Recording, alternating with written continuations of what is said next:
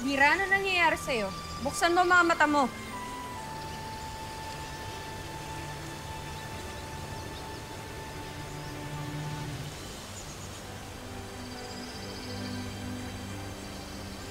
Isip ko ang nanay ko.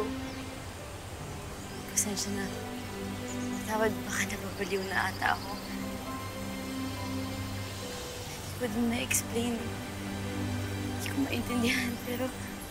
Maaaring pagod ka lamang. Magpahinga ka muna. Baka nga dyan. Baka nga pagod lang po ako. Sige, upo po muna ako dito.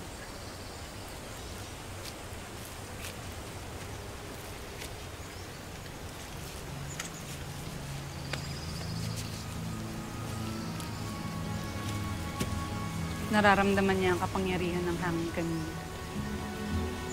Na ayon kay Hitano, ay hawak na ni Amihan ngayon. Paari nga, nagpaparamdam siya sa kanyang anak. Dadalhin ba talaga natin siya sa kuta? Bakit hindi? Kung dadalhin natin siya sa kuta, mahihirapan silang hanapin siya. At hindi rin siya makikita ni Cassiopeia. Ano ba talaga ang iyong balak sa kanya? Anak siya ng isa sa mga sanggring anak ng kinasusok na mangkong si Minea. Malaki ang pakinabang ko kung mananatili siya sa aking mga kamay. Ito na pagkakataon para matakip natin si Amihan. Hindi lang si Amihan ang pakay natin. Mas mainam kung masusundan natin siya.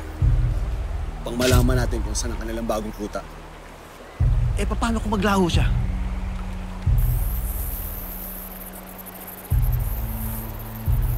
Ano yan? Sa itong kakaibang uwang. Salamat sa iyong pakikidalamhati, Brillante. Sana'y sa pamamagitan ng iyong kapangyarihan, ay naramdaman ng aking anak, aking pagmamahal.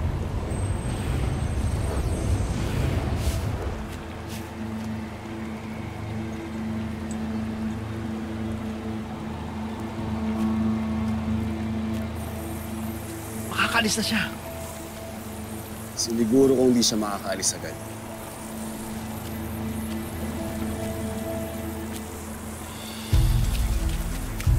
Hindi ko gusto ang salubong niya, ma-enkantado. Ngunit tamang-tama. Kailangan ko na rin maging sayo.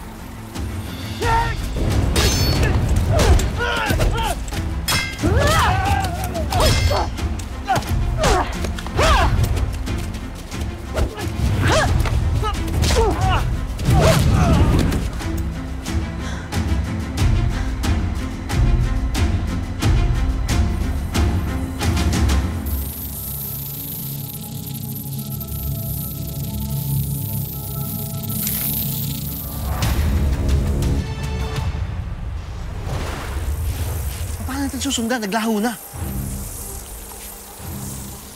Ito ang kakambal ng uwang. Siya ang ating susundan.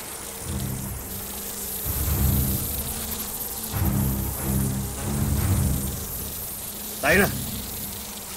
Axelum, gisingin mo yan.